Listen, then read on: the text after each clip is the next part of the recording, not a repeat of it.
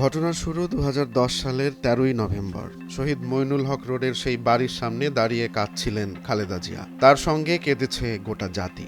সেনানিবাসের স্মৃতিধন্য সেই বাড়ি, যেখানে তিনবারের প্রধানমন্ত্রী শহীদ রাষ্ট্রপতি জিয়াউর রহমানের স্ত্রী নিজের সন্তানদের নিয়ে দীর্ঘ ৩৭ বছর পার করেছেন। সেদিন তাকে ওই বাড়িটি ছাড়তে বাধ্য করা হয়। এই বাড়ি থেকে উচ্ছেদ ছিল শেখ হাসিনার ক্ষমতার অপব্যবহার এবং প্রতিহিংসার সবচেয়ে নিকৃষ্ট উদাহরণ। পিলখানা হত্যাকাণ্ডের ঘটনা ধামাচাপা দিতে তৎকালীন প্রধানমন্ত্রী শেখ হাসিনা এই বাড়িটি দখলের সিদ্ধান্ত নেন। বল প্রয়োগ, মিথ্যাচার আর রাষ্ট্রীয় সন্ত্রাসের মাধ্যমে বাস্তবায়িত হয় এই নির্মম অধ্যায়। কিন্তু নিয়তি ফিরে আসে পৌনঃপুনিক হয়ে। নিজের সময় ঠিকই তুলে নেয় প্রতিশোধ। শেখ হাসিনার ক্ষেত্রেও হয়েছে তাই।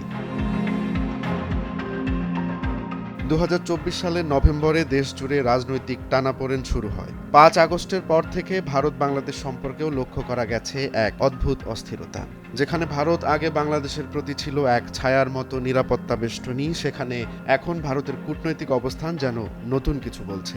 শেখ হাসিনার স্বৈরতান্ত্রিক শাসনামলে ভারতের কূটনীতি ছিল তার সরকারের প্রতি সমর্থনমুখী, কিন্তু এবারের চিত্র পুরোপুরি উল্টো। হাসিনা সরকারের প্রতি ক্রমবর্ধমান গণ অসন্তোষ আর বৈশ্বিক চাপের মুখে ভারত এবার নতুন এক বার্তা দিতে চাচ্ছে। সম্প্রতি ভারতের বিভিন্ন সূত্র থেকে জানা গেছে তারা আর হাসিনা সরকারকে সমর্থন করবেন না, বরং বাংলাদেশে গণতন্ত্র পুনঃপ্রতিষ্ঠার প্রশ্নে নীতিগত পরিবর্তনের দিকে হাঁটবে।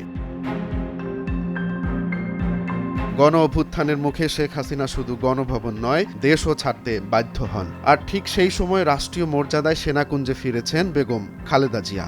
আপোষহীন এই নেত্রীর প্রতি রাষ্ট্রের এমন সম্মান দেশের জনগণের চোখে জল এনেছে। গণতন্ত্রের পুনর্জন্ম কি তবে বাংলাদেশে আবারও আসন্ন? ভারত কি তার কূটনীতিতে নতুন পথ দেখাচ্ছে? ১৬ বছরের ফ্যাসিবাদী শাসনের অবসান কি তবে গণতান্ত্রিক রাজনীতির সূচনা ঘটাবে? এমন প্রশ্ন এখন সর্বত্র।